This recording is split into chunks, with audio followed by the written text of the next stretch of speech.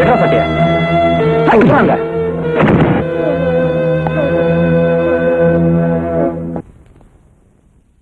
என்னடா மாம்சே, என்ன மூட வீட்டுல இருக்க?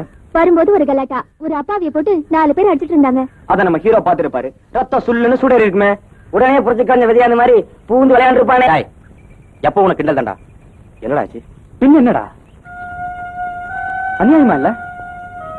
நடு ரோட்ல பட்ட பகல்ல ஒருத்தனை போட்டு 4 பேர் அடி அடி நடிக்கிறாங்க.